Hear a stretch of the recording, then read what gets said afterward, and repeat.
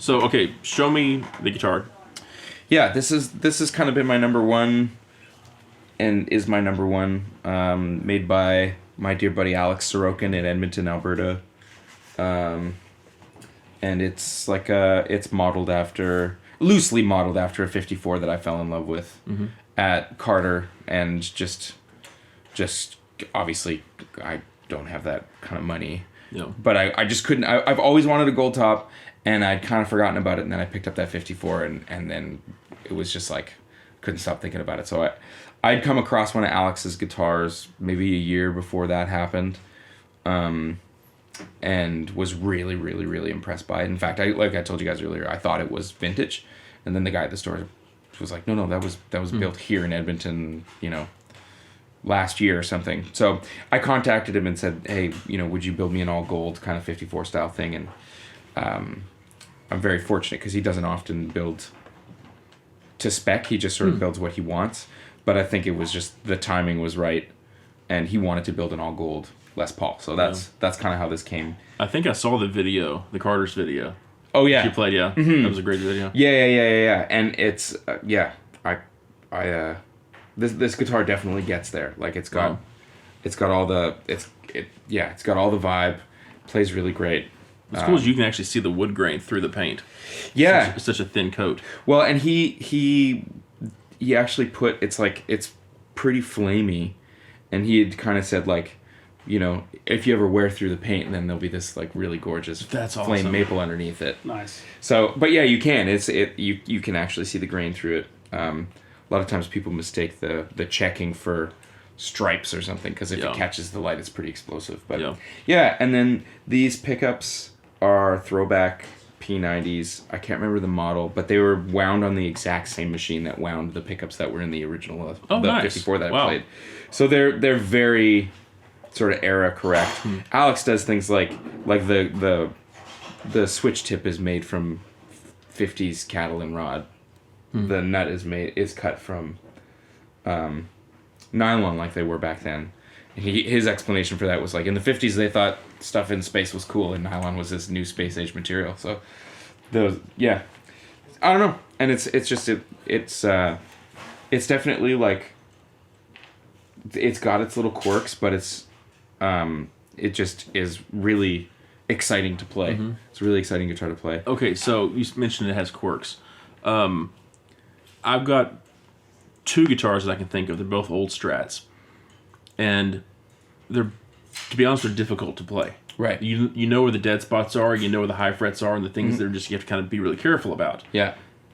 Do you find that there's something about that that's almost kind of romantic and appealing, that it's like driving a pickup truck versus a Lamborghini? Sure. It's almost inspiring. I don't know. Like, I've never been really precious about that kind of thing. So I think, like, that's probably why I should never own an old guitar, because I'd probably refret it and, do all the stuff that everybody would be like, don't do that. But I definitely do learn to play a guitar. Like, I think... I don't prefer a particular neck profile or fret wire or anything like that. Like, I've always found a guitar that I like and just get used to how it feels.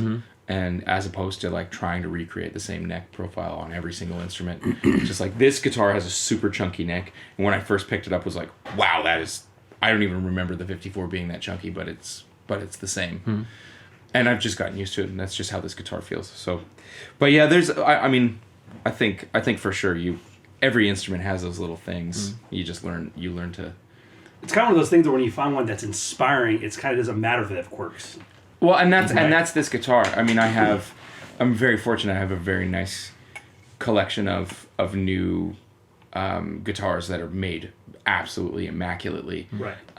But this is the one that and not that this is obviously an immaculately made guitar as well, but this has got so much character, and it's what keeps me picking it up. It's just like every night I'm inspired by how it sounds and how it reacts, and so I can't quite put it down. So how hard was it for you to modify the bridge and everything for your style? That was it was a pretty long-standing and continuing experiment because of the string gauges that I use and the tuning that I use. It makes intonating the wrap tail even harder. So this is... I know there's a lot of videos out there with this information, but why don't you just go ahead and tell everybody what the gauges are and your tuning. Oh, yeah. So we know.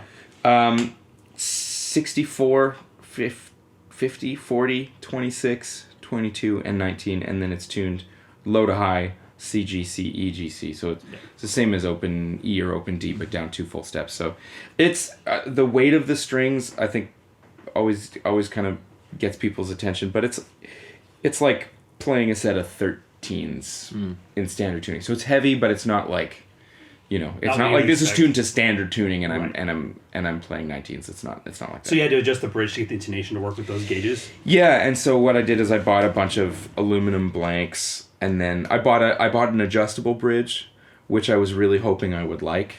And we were talking about this earlier, but saying like I've never been able to get behind like the mythological like, this solder sounds better, this and that.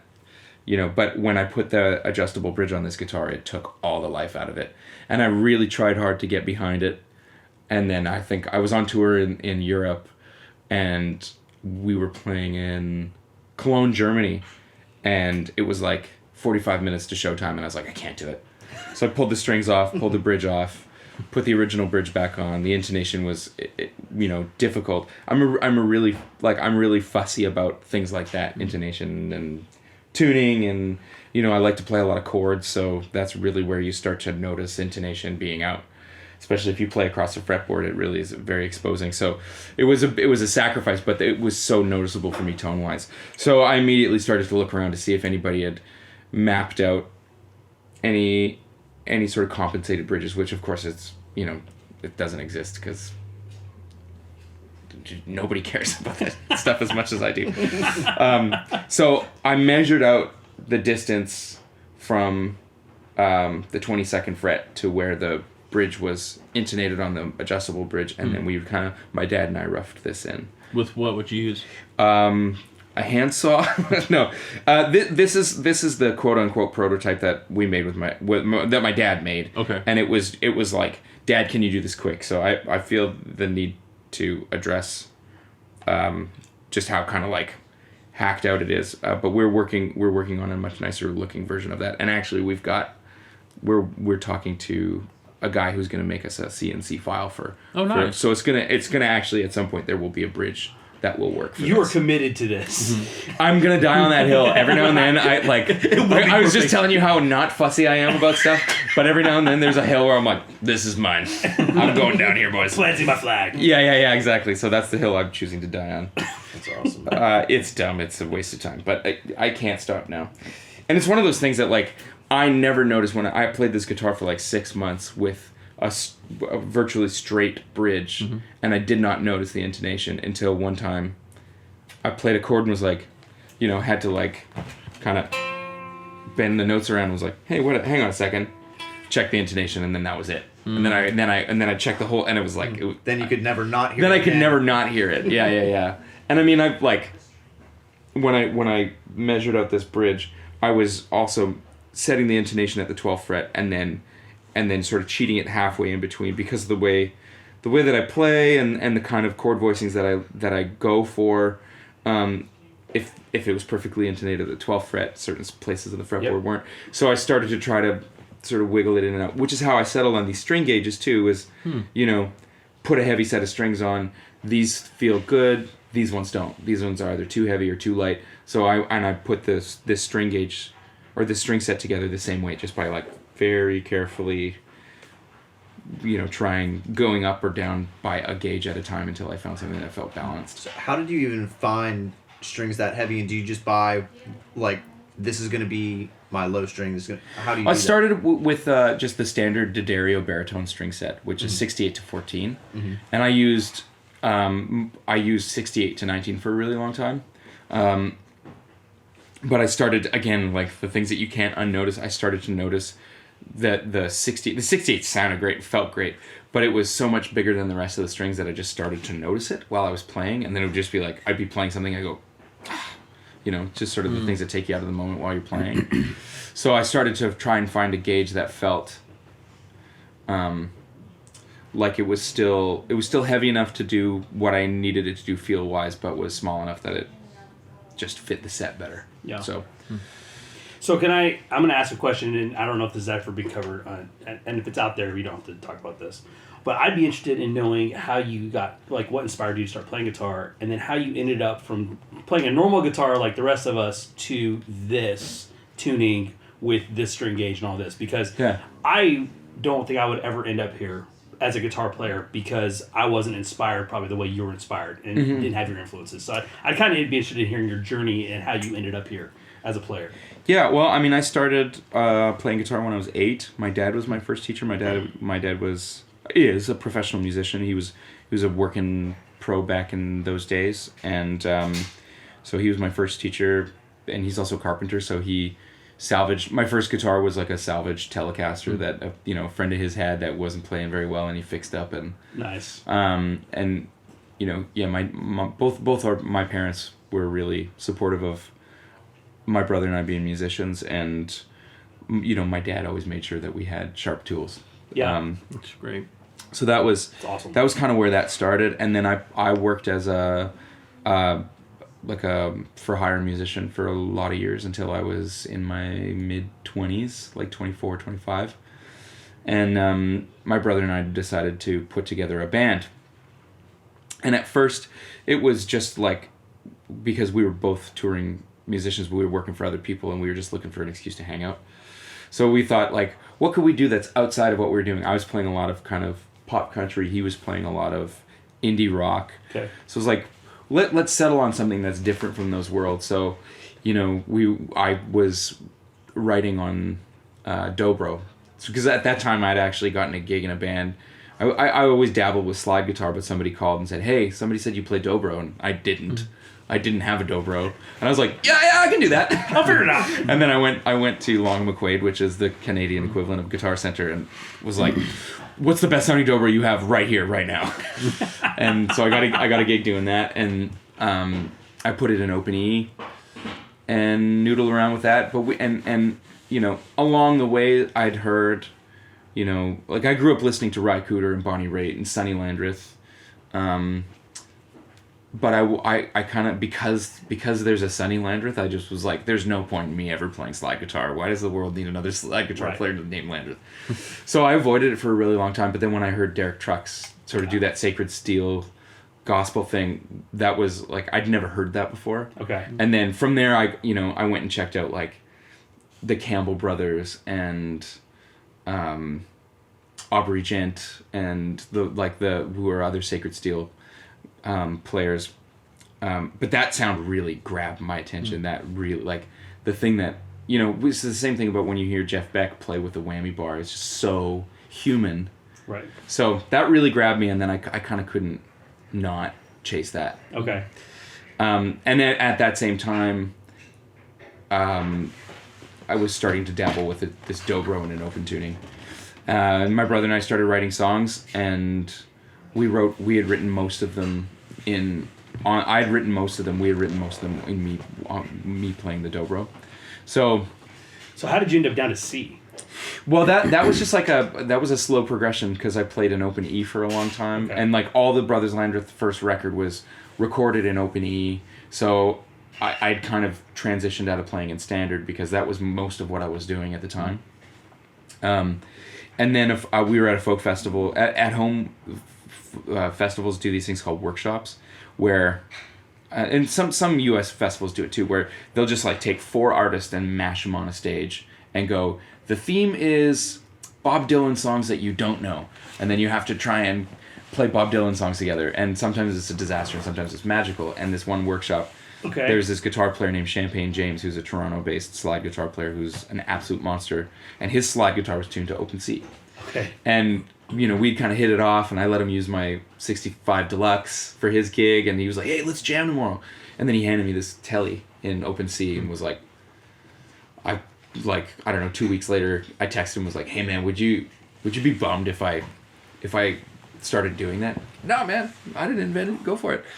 So that's kind of how that came about. And much like the dobro tuning thing, I just started doing it, and at one point, like, I'd thrown baritone strings on a random guitar, filed out the nut with a fingernail, like a fingernail file on the road, and tried it for a couple gigs and was like, this is weird. put normal strings back on, played one gig, was like, I'm hooked. Put the fat strings back on, and that was it. So, Yeah. and I'm kind of that, like, I'm that kind of guy, like, you know, with the bridge. Like, if I sort of set my sights on something, I can't really disengage until I've seen it through, at least as Gotta far as. admire the commitment.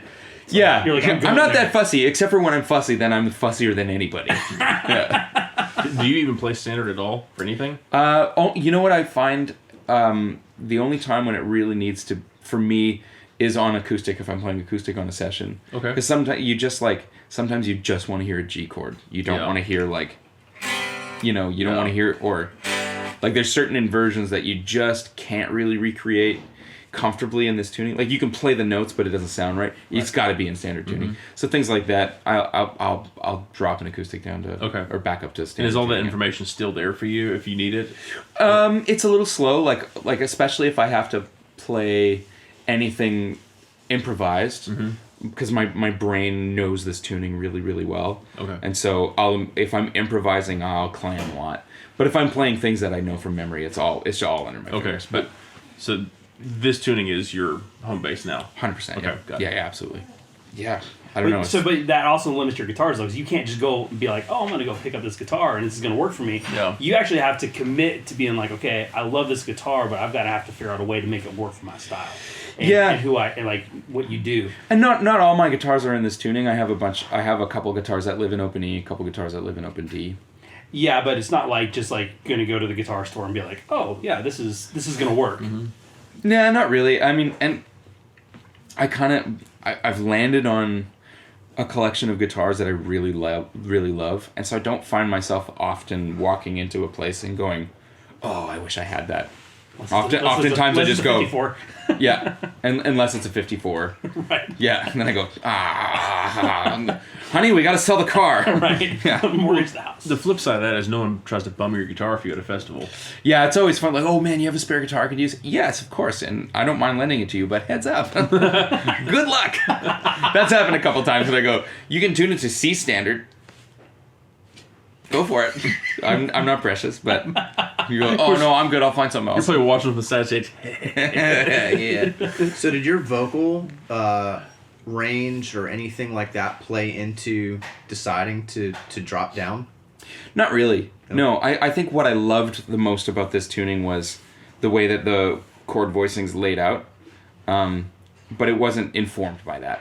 But it was kind of a happy accident, if you will, that it sort of does work. But I've actually, over the years, I've changed where I often write. Like I used to write a lot in G or F or C, and now I write more in E flat, A flat, keys like that, B flat. So it's just sort of shifting. What does your brother do for tuning on the bass? He's mostly in standard bass tuning, but he does. Back in the day, my dad was a working bass player, and he had a handful of gigs where they wanted him to play 5-string, but he hated playing 5-string, so he tuned it down to B, so like just fourths, but starting in B. So my brother did that for a few years, and that was pretty fun. But now he's just uses EADG. Yeah. That's nice. Yeah. Okay, so you're doing your solo thing, and you're doing the Brothers Landreth thing. Yeah. But you mentioned to me you're doing a record label. Yeah, so this year, my brother and our manager and I, we started a couple of side companies, mainly to just sort of fill some voids in the business side of things that we didn't really have covered. So, in the early days of the Brothers Landreth, we had an amazing partnership with a record label based not far from here called Cupcake Records. And we, sort of moved on from that deal. And when we started to shop around, we just were not enamored at all with the options that were coming forward. And, because we're not a super, neither of my projects are very commercially driven. So it's kind of hard for a record label to be like, yeah, sweet, let's invest. So we, the kind of options that were being presented to us were not really appealing. And so we thought, well, let's just do it ourselves. This is the era of the industry where people are kind of doing that themselves, Okay. people are managing their own distribution and they're managing their own song catalogs, and so that's what we've done. And in the process, we started with a publishing company, and in the process of building that company and building the assets for that company, we sort of realized that we had accidentally built the infrastructure for a small label too. So we have a small record label based in Winnipeg that released my last record, Hindsight, in Europe. I still have, I'm still working with the Canadian label, but then the Brothers Landreth record worldwide, and then a few other artists that my brother and our manager are co-managing together. What's the name of the label? Label's called Birthday Cake Records. They're Birthday Cake Media. And because everybody likes birthday cake and nobody likes record labels, so we're trying to change that narrative a little bit, and we're structuring our deals in a way that are a lot more friendly. We're trying to make a record deal that would be appealing to us as artists. We don't want to sign people to a record deal that we wouldn't ourselves sign, and I really feel like in terms of label deals, we're far from a major. We're small. We don't have a massive budget to do stuff, but our kind of motto is like, we want to create a situation that's actually beneficial to an artist. So like, and you see things in publishing deals all the time where by the time everything flows through all these side hustles that, publishing companies always have these side agreements with other folks, that by the time, the income flows back to the artist, it's gone through so many channels that there's nothing left. Yeah. You go, oh yeah, you get 50% of this, but by the time that they sort of divvy it up around all of their imprint companies, there's 50% of nothing. It's nothing. So we're trying to do away with that as best we can, and yeah, like I say, create a situation that we ourselves would want to be involved with. So, well, how many artists do you have on the label? We have. We've done 8 releases this year. We've released 8 records, which is pretty awesome for our first year. And our goal is to release double that in 2020. So we want to have somewhere around the ballpark of 16 records coming out. We've got me, Bros, Begonia, Roman, Sebastian, and then a couple other folks that we're looking at releasing there. So we've got about 8 artists on the label right now. So does the label have like a genre specific like vibe, or no? Or are you guys like all over the place? No, we're all over the place. So we've got like weird kind of Americana. My last solo record is kind of a strange mashup of a bunch, folksy, with a little bit of pop and a little bit of all kinds of things. We've also got we're working on releasing like a straight up hip hop record. We're just stuff that we like, Nice. and made by people that we like. Our business motto has always been, if we can't go out for dinner with you at the end of the day, we don't want to do important business with you. Right. And in the early days of the Brothers Landreth, when we were shopping around for management, we kept getting these meetings with these fancy managers who were just like, I can't imagine letting this person speak on behalf of me, and have people coming back and going like, wow, your managers are a real ball buster. We never wanted that. So it's kind of the same thing with our roster. We want to make sure that you're good people. We want to make sure that the roster is diverse. It's not just a bunch of white dudes. We want to make sure that that's that we're properly representing the whole gamut of the world as best we can. Yeah. And yeah, basically the rule is we just have to like it. Yeah. Yeah. That's cool. So do you go out and get artists, or do you encourage them to come to you and audition somehow? I'm effectively the A&R person, so I just like going around like to my friends who are trying to self-release their music and go, hey, you want a record deal? We don't have any budget, so it's not like we're handing out checks or anything, but we're just trying to provide people with resources that they maybe can't do on their own, or just need help with, because there's a lot of people the process or the connections. Totally. And a lot of times it's just like somebody to go, hey, stop, slow down, this is what we need to do. You just need to take a second and make a plan, and this is what it looks like. And we have a couple people on staff that can help get you from point A to point B. Yeah, exactly. That's great. A lot of people get stuck in that in between. They keep working but never going anywhere. Yeah, well, and I mean, like the industry now is really exciting because it's for the first time in a long time, maybe ever, it is kind of artist driven. It's very difficult. It means that you can't stay up all night partying and wear your sunglasses inside. You actually have to be a presentable human being and do business. But you also have to. I would say you also have to work really hard. Really hard. Well, no matter what, you have to work really hard. Yeah, in this but back in industry. the day, you had a lot of people working, and all you had to do was do shows. Yeah. Like, you know what I mean? Like, your job was to do the stage every night, Yeah. and then you had this whole team of people doing everything else. Oh yeah. And now it's like you have to be up in the morning, running a business, and doing the shows. I mean, for me, I've spent my entire life touring on my own. Like, I do my own tour management, I do my own merch, I settle all the shows, you know. And it's only until very recently have we started to bring people on to come and help with that. But because you can't. You like. Every night I'm standing at the merch table counting the money, and people are like, "Why don't you have somebody do this for you?" You're like, I can't afford to pay this person X amount of dollars a day, plus the extra hotel room, plus a bigger vehicle because it's another body, you know, plus their per diems, and I'm not willing to cut people's pay, so I just can't afford it. Right. You know, and you just have to be willing to grind. But that's good to know where your principles are and to know this is the way I want to do business. Mm-hmm. And that makes it easier for you to work with people if their ideals line up with that. Totally. It's its own sorting bin.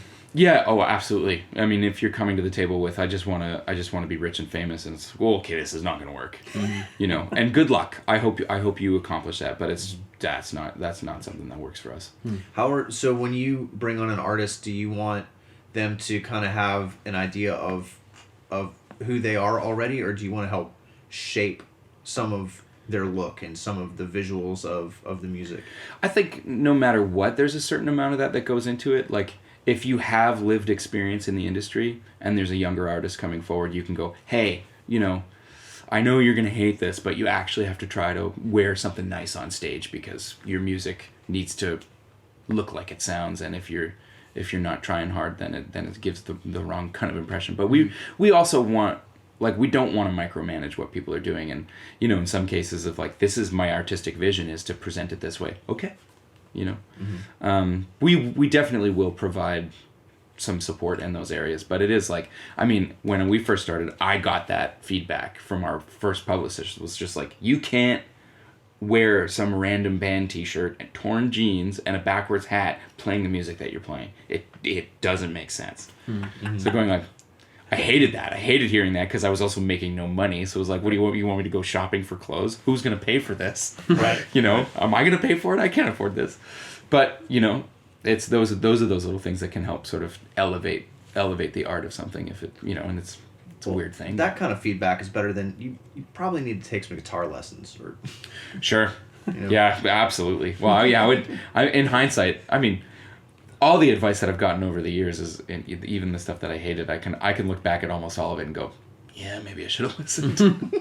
But, you know, and you have to take that going into a situation with it. You know, anybody that we're working with, you know, you got to know that they already know what they want to do, and they're probably not going to be too keen to be told exactly what to do. So we try not to do it that. I mean, like, I think, you know, it's not like we're not really doing artist development kind of stuff. Mm-hmm. We'll help if somebody goes, what do you think I should do? Do you like these photos? We might go, let's try harder with the photos. Right. But we're not really looking to build somebody from the ground up. Right. Yeah. That's cool. Yeah. Well, nice. Well, I've enjoyed talking, of course, geared, but this is a whole part of your life that I never even knew, the artist management, the whole label thing. So it's cool to learn about that. So. Oh, thanks. So, okay, yeah. We should probably wrap it up with contact information. If people want to learn more about you, where can they learn more about you? Instagram is my main thing these days, so just at Joey Landreth on Instagram. Okay. My website is joeylandreth.com. I think Facebook is facebook.com/joeylandrethmusic. Yeah. So you just pump that name into Google, you'll find me. I have an embarrassingly inactive YouTube page that I'm hoping to change in the near future. But yeah, I'm kind of all over the place. Great. Yeah. Well, thank you so much for having us, and thanks for having me. Yeah, and of course, a big thanks to Aaron at Brilliant Recording for having us and hosting us. Yeah. Thanks for being here. All right. Thanks, bud. Thanks, guys. That was fun. Appreciate that.